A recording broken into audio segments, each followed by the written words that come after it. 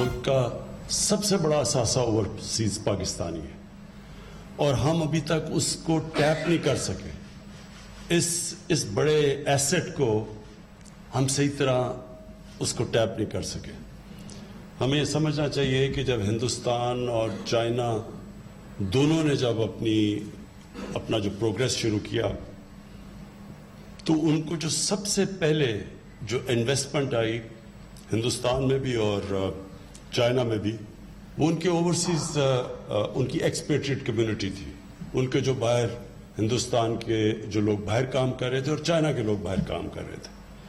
تو ہم نے جس طرح اس ٹیلنٹ کو ہمیں جو اثاثے کو پاکستان میں جس طرح ہمیں ان کو لانا چاہیے تھا اور نیشن بلڈنگ میں جس طرح انہوں نے ہماری مدد کرنی تھی وہ بدقسمتی سے ابھی تک نہیں ہوئی.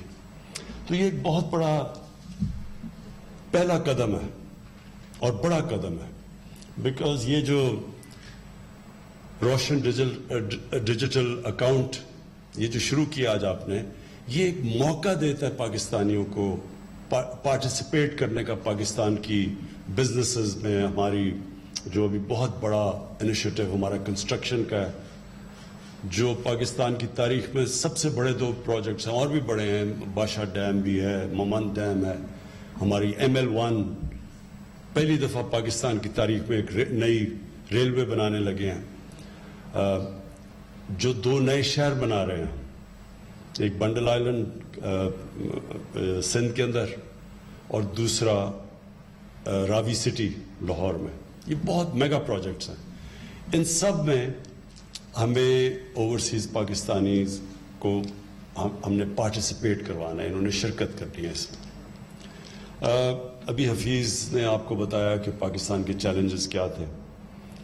چیلنجز پاکستان کے سب سے بڑے یہ ہے کہ ہمارے اتنے قرضے چڑھے ہوئے ہیں کہ ہم جتنا بھی پیسہ اکٹھا کرتے ہیں تقریباً آدھا چلا جاتا ہے قرضوں کی قسطوں کے اوپر. تو جو ملک کے لیے پیسہ بچتا ہے وہ کافی نہیں ہے. تو اس کا صرف ایک ہی طریقہ ہے کہ ہم ویلتھ کریشن کریں. ہم اپنی ملک کے اندر اکنامک ایکٹیویٹی اتنی کریں کہ ہمارے پاس پیسہ اتنا آ جائے کہ ہم یہ قرضے واپس کر سکیں. تو اس کے لیے بھی یہ جو ہمارا کنسٹرکشن کا پورا پیکج ہے اس کا مقصد ہی یہ ہے کہ یہ جو 2 بڑے شہر ہیں اس میں اتنی زیادہ اکنامک ایکٹیویٹی ہو کیونکہ کنسٹرکشن میں جیسی شروع ہوتی ہے 30 ریلیٹڈ انڈسٹریز ہیں جو کہ ایک دم چلنی شروع ہو جاتی ہیں. تو اس سے جو سارا اکانومی کا پہیہ چلے گا اس سے انشاءاللہ جو ہماری ریونیوز بڑھیں گے, ویلتھ کریٹ ہوگی اور انشاءاللہ اس سے پھر ہم قرضے واپس کرنے کی ابیلٹی رکھیں گے, ہمارے پاس صلاحیت ہوگی. اور دوسرا جو ایشو انہوں نے بات کی وہ یہ کہ اس ملک میں جو ہماری جب گورنمنٹ آئی تو سب سے بڑا ٹریڈ گیپ تھا. امپورٹ اور ایکسپورٹ کے اندر $40 ارب کا گیپ تھا. ہم $20 ارب کی ایکسپورٹ کر رہے تھے اور $60 ارب کی امپورٹ کر رہے تھے تقریباً. تو یہ اتنا بڑا تاریخی جو ٹریڈ گیپ تھا جو اور کرنٹ اکاؤنٹ ڈیفیسٹ بھی تاریخ تھا $20 ارب ریمیٹنسز نکال کے بیچ میں سے. تو یہ جو ہمارے پاس ڈالرز کی کمی ہے اس کا ڈائریکٹ امپیکٹ روپے کے اوپر پڑتا ہے. جب ڈالرز کی کمی ہوتی ہے تو روپیہ گرنا شروع ہو جاتا ہے. تو اس کو جب روپیہ گرتا ہے تو چیزیں مہنگی ہونی شروع ہو جاتی ہیں اور پھر انویسٹمنٹ بھی رک جاتی ہے. لوگ جنہوں نے پیسے باہر سے لگانے ہوتے ہیں وہ سوچتے ہیں کہ اگر روپے نے گرنا ہی ہے تو وہ ڈالر میں پیسہ رکھیں. تو اس سے ساری اکانومی کی جو اکانومی کی ویلتھ بھی نیچے چلی جاتی ہے اور پھر جو انویسٹمنٹ بھی رک جاتی ہے.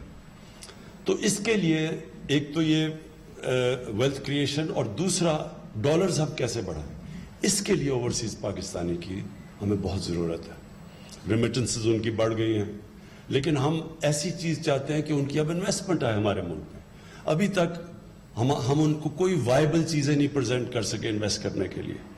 جو کرتے بھی ہیں انفارچونیٹلی ہمارا سسٹم جیسے ایز آف ڈوئنگ بزنس آسانیاں ہوتی جائیں گی انویسٹرز کے لیے تو انشاءاللہ وہ ادھر بھی آئیں گے. لیکن یہ جو ہمارے 2 میگا پروجیکٹس ہیں اس میں کیونکہ عموماً وہ پراپرٹیز میں انویسٹ کرتے ہیں تو یہ بہترین ان کے لیے اپرچونٹیز انویسٹ کرنے کی ہوگی. میں ایک چیز اب اوورسیز پاکستانی اس کے اوپر کہہ دوں. ہمارے ملک میں پتہ نہیں یہ کیا مسئلہ ہے لوگوں میں کہ وہ اوورسیز پاکستانیز کو یا ڈیول نیشنل کو ایسے سمجھتے ہیں جیسے وہ کوئی ملک کے غدار ہیں. سسپیشن سے دیکھا جاتا ہے جی وہ ڈیول نیشنل ہے. پہلے یہ ہم سمجھیں کہ یہ کیوں 90 لاکھ تقریباً پاکستانی باہر کیوں گئے, کیونکہ یہ زیادہ تر ہم نوکریاں نہیں دے سکے. دوسری چیز وہ اتنے کئی وہاں پاکستانی کوالیفائی کر بیٹھے, ان کی کوالیفیکیشن اتنی اوپر چلی گئی ہیں کہ ہمارے پاس ان کے لیے سوٹیبل جابز نہیں ہیں. جاب ہیں تو ہم پیسے نہیں ان کو دے سکتے جو ان کو ملنے چاہیے. لیکن اوورسیز پاکستانی اس میں اپنے ذہن میں ڈال لیں, یہ ہمارا سب سے بڑا ایسٹ ہے, اس سے بڑا کوئی ایسٹ نہیں ہے. بہترین مائنڈز باہر ہیں, پروفیشنلز باہر بیٹھے ہیں, انٹرپرینرز باہر بیٹھے ہیں. جب بھی ہم ملک میں کنڈیشنز کریٹ کریں گے, یہ ہمارے پاس اتنی بڑی ریسورس پول ہے جو واپس آ سکتا ہے پاکستان میں.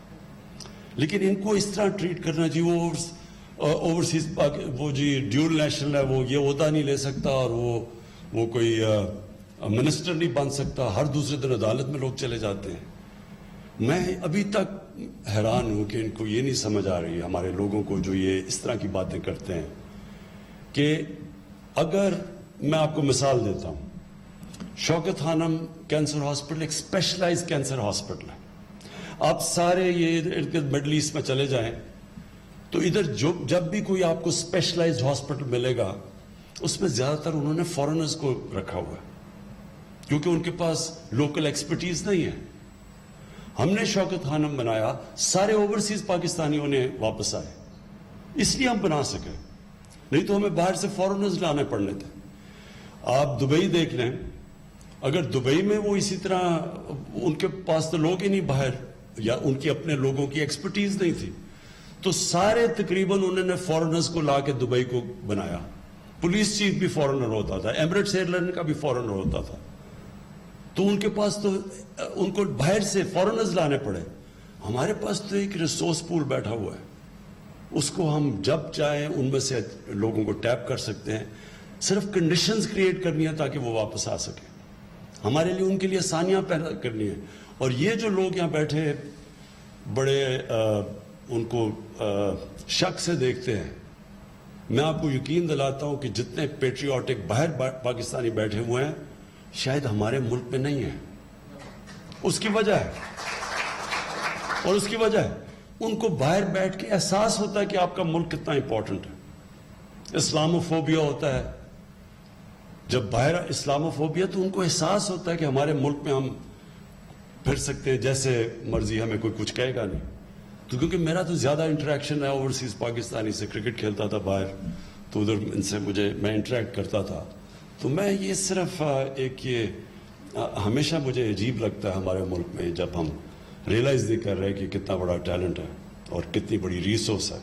ٹیلنٹ بھی ہے, ریسورس بھی ہے.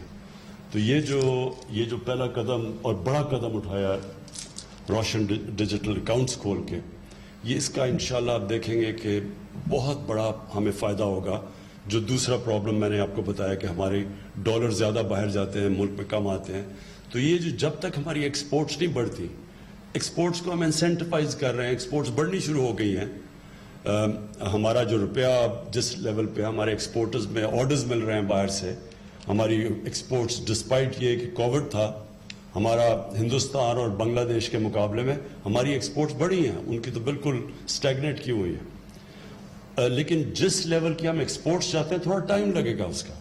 تو اس ٹائم جب تک وہ ہم اپنی ایکسپورٹس امپورٹس تک نہیں یا زیادہ تک نہیں لے کے جاتے, تب تک ہم نے اوورسیز پاکستانیز کو انسینٹیوائز کرنا ہے کہ وہ پاکستان میں انویسٹ بھی کریں, ان کے لیے آسان ہو پاکستان میں اپنا پیسہ لانا. اور جس طرح رضا باقر نے کہا, اگر وہ باہر بھی نکالنا چاہتے ہیں, واپس لانا چاہتے ہیں, تو وہ بھی ان کے لیے آسان ہو.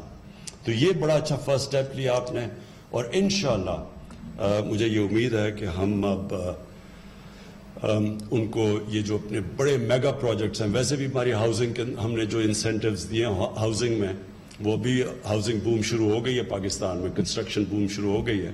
اور یہ جو ہمارا نیا پاکستان کا یہ جو ہم نے افورڈیبل غریبوں کے لیے, وہ طبقہ جو آج تک کبھی گھر نہیں بنا سکتا تھا, ان کو جو ہم نے اب انسینٹیوز دیے ہیں سیلریڈ کلاس کو, تو ہم سمجھتے ہیں کہ اس سے بہت بڑی ایک کنسٹرکشن کی بوم آ رہی ہے. اور اس میں مجھے پتہ ہے کہ سب سے زیادہ ابھی جو ہمارے اوورسیز پاکستان ہے, کسی بھی سیکٹر میں وہ آتے ہیں انویسٹ کرنے کے لیے, وہ ہاؤسنگ ہے, ریل اسٹیٹ ہے, اور یہ ایک اور انشاءاللہ یہ جو ہمارا 2 میگا سٹیز کی طرف ہم جا رہے ہیں ان کو یہ بھی موقع مل جائے گا. تو پھر سے میں آپ کو, رضا آپ کو اور حفیظ آپ کو, آپ کے اکنامک تھنک ٹینک کو, سب کو میں مبارک دیتا ہوں. یہ بہت بڑا آپ نے پہلا قدم اٹھایا. شکریہ.